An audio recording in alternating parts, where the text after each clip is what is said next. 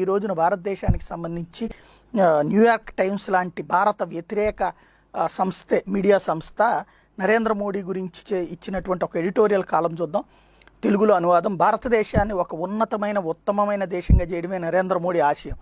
ఆయన్ని ఆపకపోతే భవిష్యత్తులో భారతదేశం ఒక శక్తివంతమైన దేశంగా అవతరిస్తుంది. అమెరికా, బ్రిటన్, రష్యాలను మించిపోతుంది. నరేంద్ర మోడీ ఒక ప్రత్యేక లక్ష్యం వైపుగా పయనిస్తున్నారు. ఆయన ఏం చేయబోతున్నాడో ఎవరికీ తెలియదు. ఆ చిరునవ్వు వెనక ఒక భయంకరమైన దేశభక్తుడు ఉన్నాడు. ప్రపంచంలోని అన్ని దేశాలను తన దేశ ప్రయోజనాల కోసం వాడుకుంటాడు. పాకిస్తాన్, ఆఫ్ఘనిస్తాన్లకు అమెరికాతో సంబంధాలు తెగ్గొట్టాడు. వియత్నాంకి చేరువై సూపర్ పవర్గా ఎదగాలన్న చైనా కళల్ని భగ్నం చేశాడు. దక్షిణ చైనా సముద్రంలో చమురు నిక్షేపాలను తోడుకునే విషయంలో వియత్నాంకి చైనా మధ్య చాలా కాలంగా ఉన్న గొడవలో వియత్నాంని బలపరిచాడు. ఫలితంగా వియత్నాం తన మొత్తం చమురును భారతదేశానికి ఎగుమతి చేస్తుంది. ఇరాన్లోని చాబాహర్ పోర్టును తన స్వాధీనంలోకి తీసుకుని ఇరాన్ గుండా ఆఫ్ఘనిస్తాన్, ఇతర ఐరోపా దేశాలకు ఎగుమతులకి దారి చేశాడు. ఆఫ్ఘనిస్తాన్కి సంబంధించినంత వరకు ఇది అత్యంత కీలకమైనటువంటిది.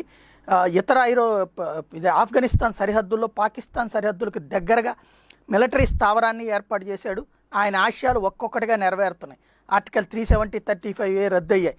ఏదో ఒక రోజు పాక్ ఆక్రమిత కాశ్మీర్ని పూర్తిగా వశపరుచుకుంటాడు. రాబోయే రోజుల్లో పాకిస్తాన్ను 4 ముక్కలయ్యేలా చేస్తాడు. పాకిస్తాన్కి అపరమిత్రుడైనటువంటి సౌదీ అరేబియా ఈ విషయంలో కీలక పాత్ర పోషిస్తుంది. ఆసియా ఖండంలో ప్రపంచ దేశాలకు ఆయన తన సత్తా చాటాడు. ఆసియాలో తన ఆధిపత్యాన్ని నిరూపించాడు. వీసా అనుమతి లేకుండా తమ దేశంలో అడుగుపెట్టిన పాకిస్తాన్ విదేశీ మంత్రికి దుబాయ్ జరిమానా విధించి వెనక్కి పంపేలా చేశాడు. రష్యా, జపాన్లని అతి సున్నితంగా తన గుప్పెట్లో ఉంచుకున్నాడు. చైనా ఏమీ చేయలేని పరిస్థితుల్లో ఉంచాడు. ఈ వ్యక్తి భారత రాజకీయాలను మరో స్థాయికి తీసుకువెళ్ళాడు. ఇతర దేశాలు తమకు చాలామంది శత్రువులు ఉన్నట్టు భావిస్తూ ఉంటాయి, కానీ ఇండియాకు పాకిస్తాన్ తప్ప మరో శత్రువు లేదు.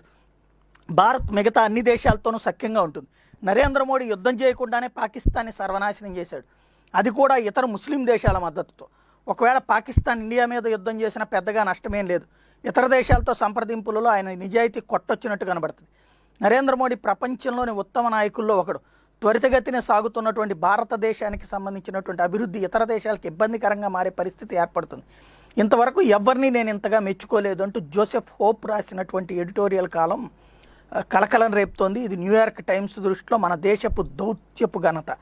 అయితే మన దగ్గర ఉన్నటువంటి దౌర్భాగ్యం, మనం దీన్ని నెగిటివ్గానే చూస్తాం, కానీ నరేంద్ర మోడీ నియంత అనేటువంటిది అవతలోళ్ళు ఏడ్చే అంతగా ఆయన ఏదో సొమ్ములు మింగేశాడనినో, తన కుటుంబాన్ని పెంచుకున్నాడనో, లేకపోతే కార్పొరేట్ శక్తులకు తరపున మింగేశాడనినో చెప్పట్ల.